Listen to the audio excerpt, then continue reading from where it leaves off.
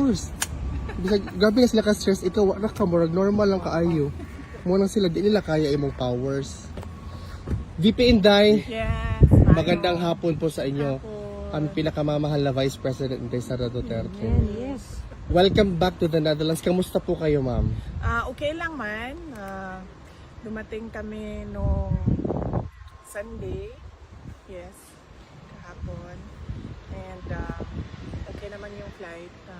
Medyo nakakapagod lang talaga yung biyahe kasi it's 16 hours na total flight time. Hi! How are you? Yes. So, Ma'am, kamusta po ang aming pinakamamahal na inyong ama, dating Pangulong Rodrigo Duterte? okay lang siya. Very good mood today. Una niyang nasabi noong pumasok ako, sabi niya daw,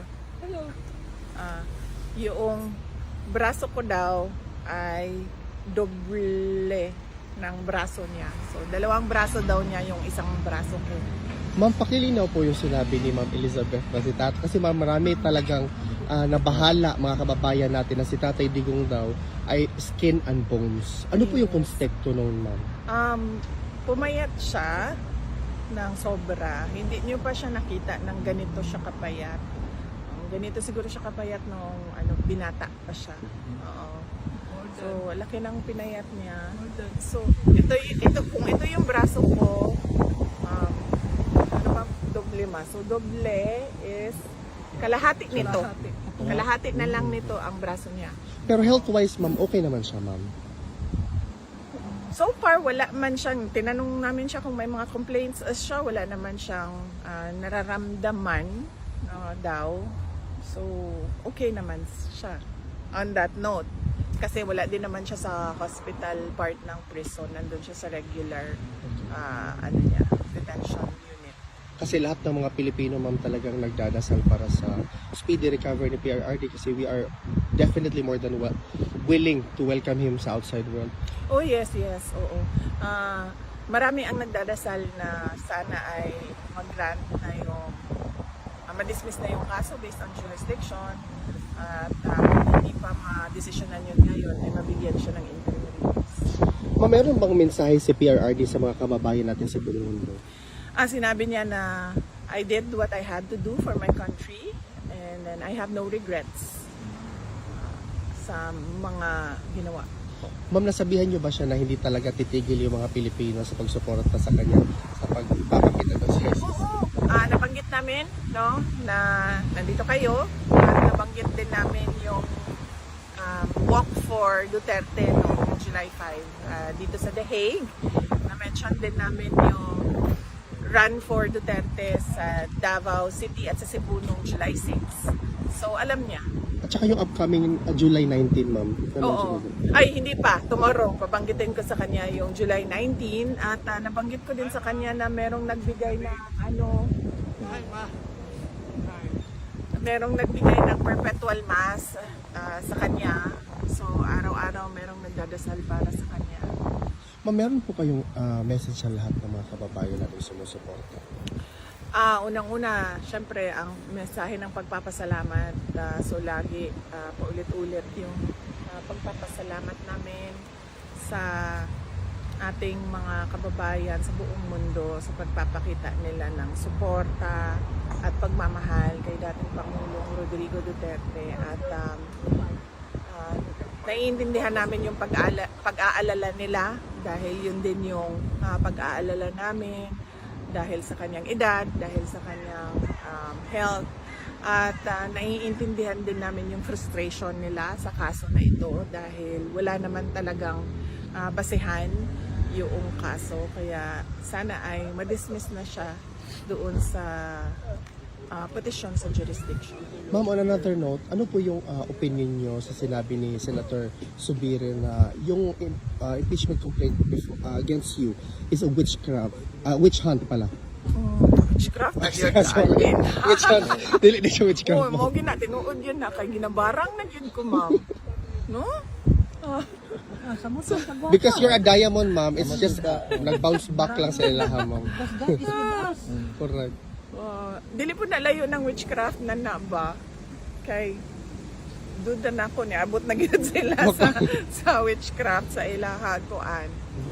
Sa ilahang kagustuhan na Ma-impeach ka, ma'am. yes, matanggal ko sa pwesto at I'll be out of their way. Wala po ang witch hunt, well, obvious naman na, no?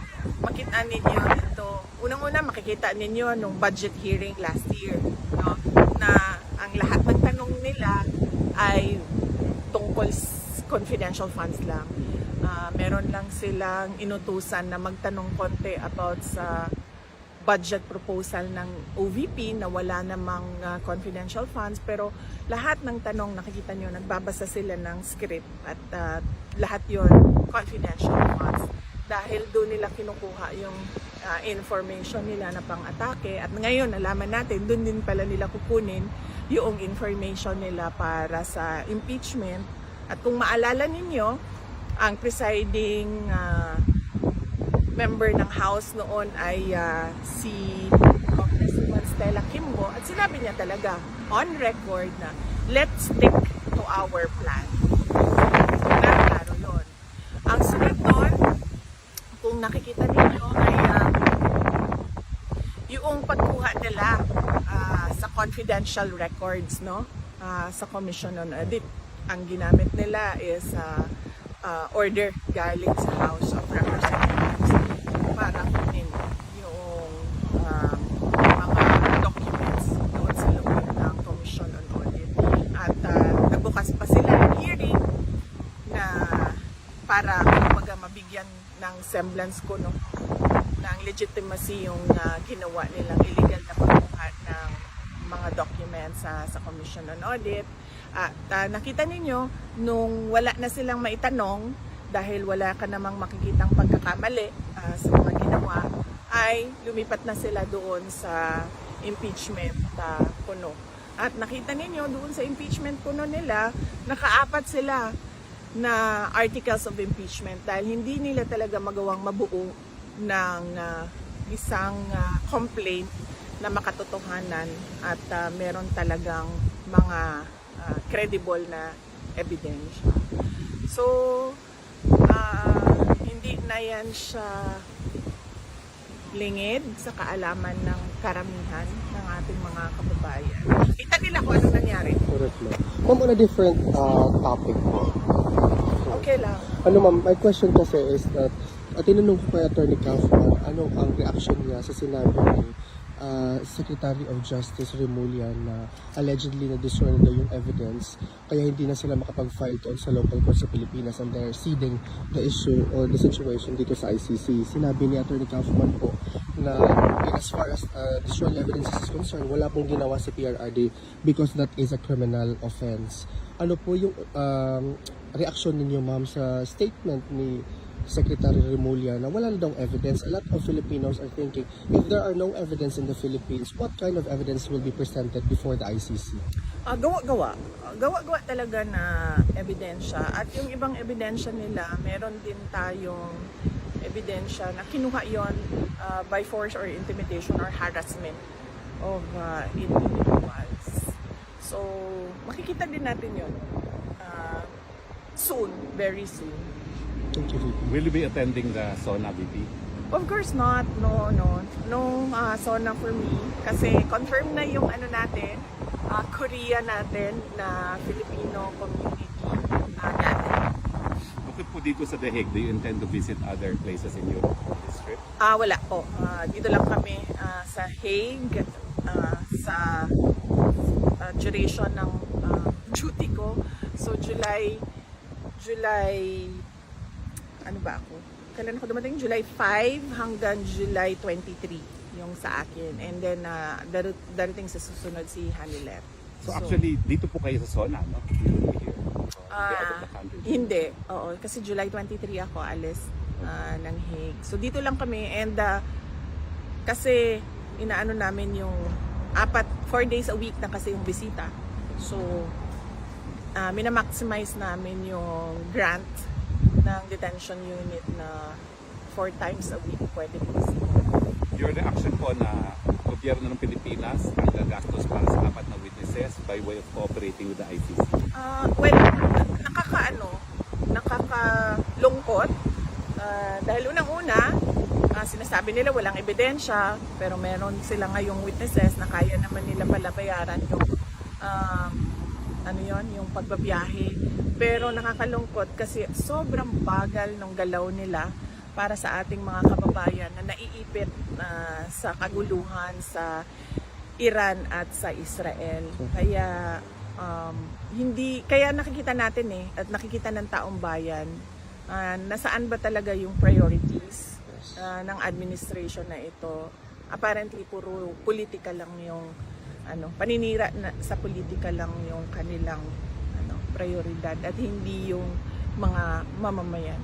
Ma'am, on a different, parang susundan ko yung question, ma'am, by the way. Sinabi po ni President President Marcos na i-stop na daw po natin yung pamumulitika at it's now time for us to work. Siguro tumingin siya sa salamin, no? Pag sinasabi niya yung stop na ang pamumulitika kasi sila yung namumulitika. Ang ginagawa lang namin lahat ay sumasagot kami, di ba? Attorney Harry Roque, ikaw isang biktima ka din. Dahil you are known to be an ally and a very close lawyer of President Duterte. So, wala naman kaming ginagawang atake. Ang sa amin lahat ay sagot at depensa. So, sila ang tumigil at sila yung nasa administrasyon, sila yung tumigil at sila yung tumutok sa kung ano yung dapat na ibigay para sa taong bayan.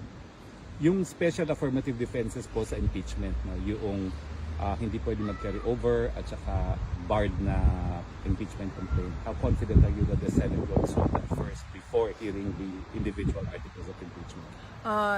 Paniwala ko naman, madami sa kanila ang abogado doon and syempre yung iba ay supported by lawyers as well. Unahin muna nila yon pagdesisyon doon sa question ng validity ng complaints and yung crossover ng trial from the 19th to the 20th Congress.